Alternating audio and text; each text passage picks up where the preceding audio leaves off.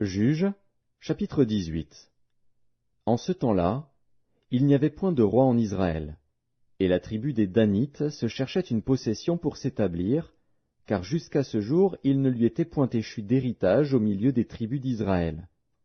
Les fils de Dan prirent sur eux tous, parmi leurs familles, 5 hommes vaillants, qu'ils envoyèrent de Tsoréa et d'Eshtaol, pour explorer le pays et pour l'examiner.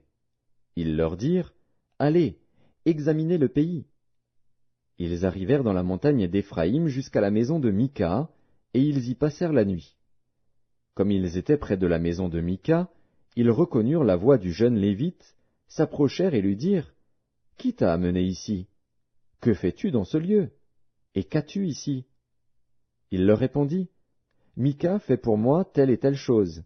Il me donne un salaire, et je lui sers de prêtre. » Ils lui dirent, « Consulte Dieu, afin que nous sachions si notre voyage aura du succès. » Et le prêtre leur répondit, « Allez en paix.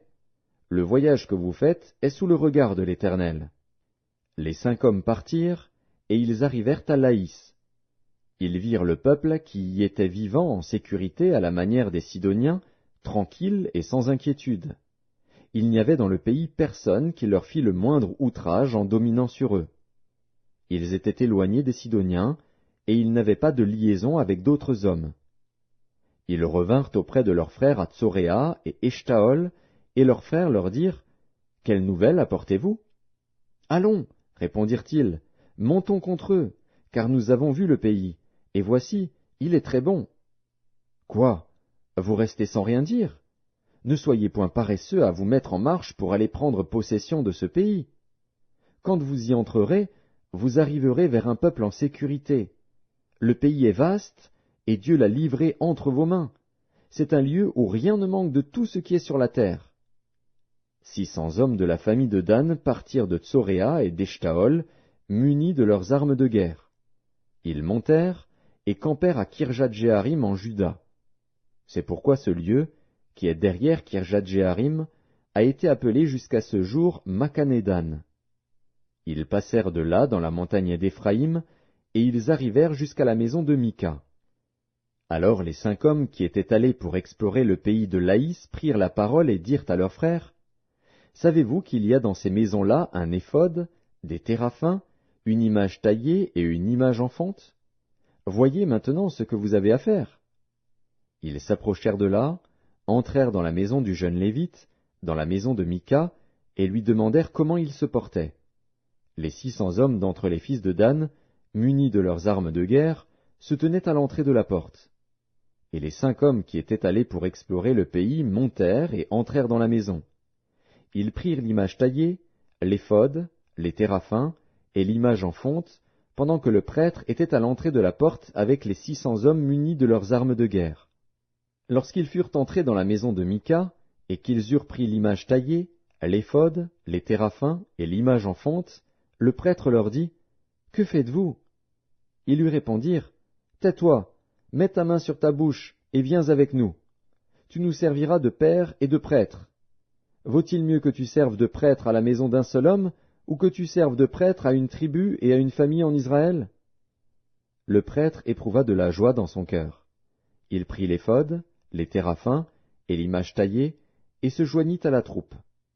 Ils se remirent en route et partirent, en plaçant devant eux les enfants, le bétail et les bagages.